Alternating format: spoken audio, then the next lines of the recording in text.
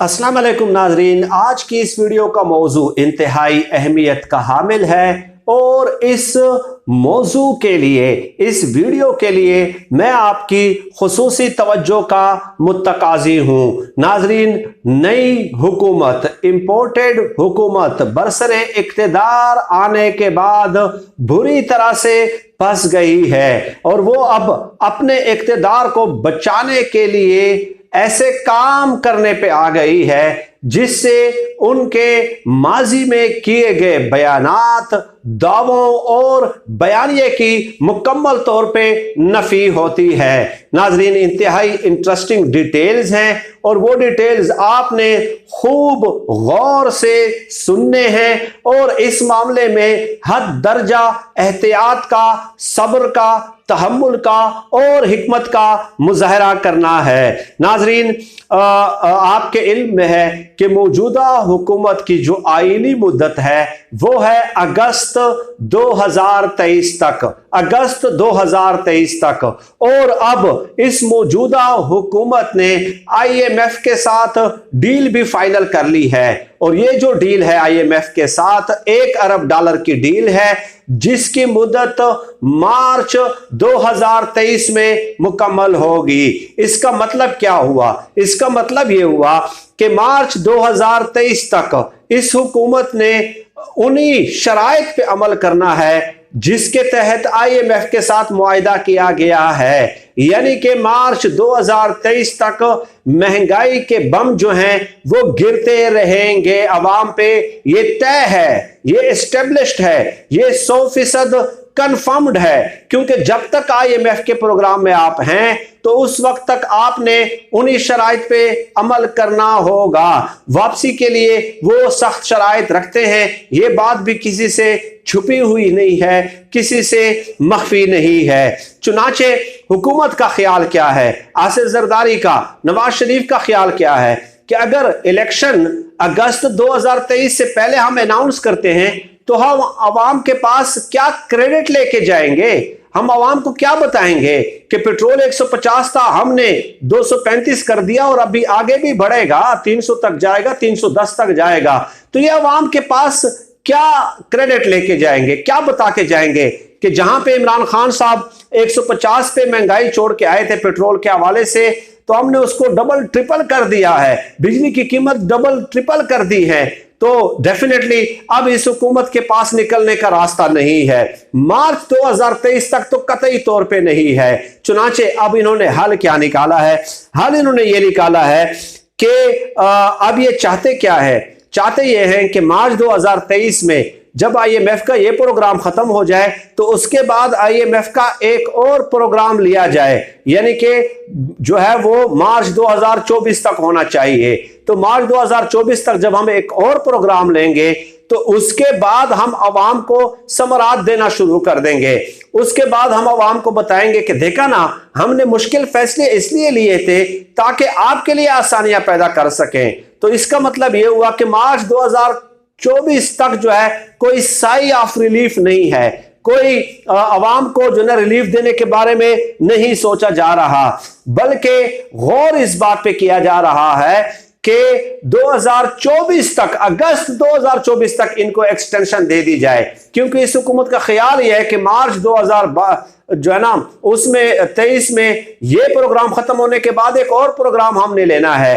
Actually Imran Khan साहब ने $6 अरब का मुआहिदा किया था IMF के साथ, तो $3 अरब तो इमरान खान साहब की हुकूमत ने ले लिए थे। उसके बावजूद भी महंगाई बहुत कम रखी थी। अब तो आपको एहसास हो गया ना कि कम रखी थी। 16 रुपए फी यूनिट बिजली का यूनिट था और इन जालिमों ने 70 दिनों में 32 रुपए फी यूनिट तक बढ़ा दिया है। बाकी चीजें जो आपके इल्म में है, तो इस हुकूमत का ख्याल यह है कि $3 अरब इमरान खान साहब ने ले लिए थे, $1 अरब इन्होंने अभी फाइनल कर लिया है और $2 अरब हम मार्च 2023 में जो है ना वो ले लेंगे। तो जब $3 अरब हमारे पास पूरे हो जाएंगे तब उसके बाद हम आवाम को रिलीफ देना शुरू कर देंगे।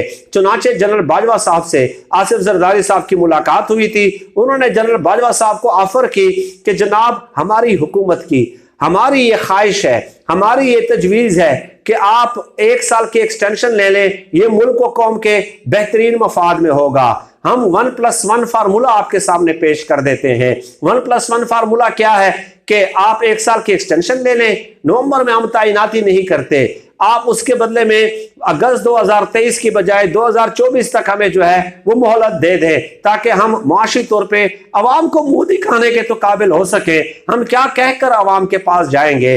जराए के मुताबिक उस वक्त जनरल बाजवा साहब ने इस इकदाम को मुस्तरद कर दिया था, क्योंकि जनरल बाजवा साहब का मौकफ यह है कि DGISPR ऑलरेडी प्रेस कॉन्फ्रेंस में अनाउंस कर चुके हैं कि इस बार मैंने एक्सटेंशन नहीं लेनी है, और अगर इस बार डेफिनेटली अगर एक्सटेंशन लेते हैं तो सोशल मीडिया का जमाना है भाई, और आप देख लें कि सोशल मीडिया पे वो क्लिप्स मौजूद हैं, तो डेफिनेटली एक पब्लिक प्रेशर जो है वो एग्जर्ट होगा और इससे फौज का इमेज डेफिनेटली खराब होगा। लेकिन उसके बाद फिर पिछले 2-3 दिनों में दोबारा ऑफर की गई है और उसका अल्टरनेट ढूंढने की कोशिश की गई है कि किस तरह जनरल बाजवा साहब को 1 साल मजीद दिया जाए। अब नाजरीन एक ट्वीट किया है सूबाई वजीर है नासिर शाह साहब, जो कि बहुत ज्यादा करीबी समझे जाते हैं आसिफ जरदारी साहब के, मिनिस्टर फॉर हेल्थ हैं, पब्लिक हेल्थ हैं, मिनिस्टर फॉर लोकल बॉडीज हैं। तो उन्होंने एक ट्वीट किया है कि Bajwa will not go, he will stay not for extension but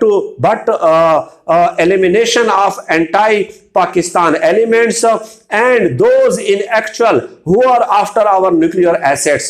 general Bajwa रहेंगे इसलिए नहीं कि एक्सटेंशन के लिए, बल्कि पाकिस्तान मुखालिफ अनासिर के लिए और जो पाकिस्तान के एटमी असासों के पीछे हैं उनके लिए। चुनाचे इसका मतलब क्या है? इसका मतलब यह होगा कि आगे चल के शाहीन साहब भाई साहब ने एक ट्वीट किया है कि मौजूदा हुकूमत एक नई पोस्ट क्रिएट कर रही है और जिसका नाम होगा CDF, और जिसका सरबराह जो होगा चीफ ऑफ डिफेंस होगा, ठीक है, चीफ ऑफ डिफेंस। और वहां पे जनरल कमर जावेद बाजवा का चीफ ऑफ डिफेंस स्टाफ, ये CDS के नाम से एक नई पोस्ट क्रिएट की जा रही है, CDS chief of defence staff.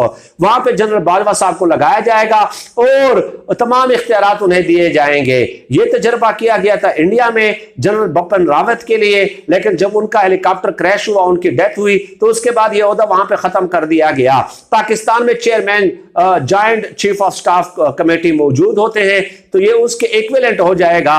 अब इन तमाम तर चीजों का मकसद क्या है नाज़रीन? ये जो तहरीरी सबूत है ये तो सामने आ गया ना। तहरीरी सबूत ये है कि जो रिश्वत की पेशकश है ये सियासी रिश्वत है, ये अपने बयानिए से इनहराफ है। यही एक रिश्वत होती है ना कि आप 1 साल ले लें, हमें 1 साल मजीद दे दे, रिश्वत और क्या होती है। और तहरीरी सबूत यह है कि जो नासिर हुसैन शाह साहब ने, जो कि राइट हैंड है आसिफ जरदारी साहब के, उन्होंने बाकायदा ट्वीट कर दिया है, ये तहरीरी सबूत भी उसके सामने आ गए हैं।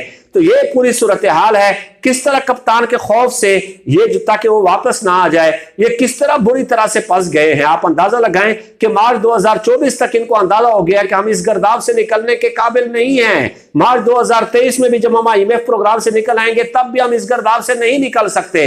यही काम माजी में आसिफ नवाज शरीफ साहब ने किया था, जब कहा था जनरल आसिफ नवाज जंजुआ साहब को, एक दफा ऑफर की, दूसरी दफा ऑफर की, तीसरी दफा फिर खुद ऑफर की, एक दफा अपने वालिद के जरिए BMW गाड़ी की ऑफर की, फिर शहबाज शरीफ के जरिए की, फिर खुद ऑफर कर दी, और फिर उसके बाद कह दिया जब जनरल आसिफ नवाज जंजुआ ने इनकार कर दिया गाड़ी लेने से, ये एक रिश्वत थी सियासी तौर पे ना। तो जब इनकार कर दिया तो एक महफिल में नवाज शरीफ साहब ने कहा कि गाड़ी न ली तो मैं सीधा कर दूंगा, यानी रिश्वत न ली तो मैं सीधा कर दूंगा।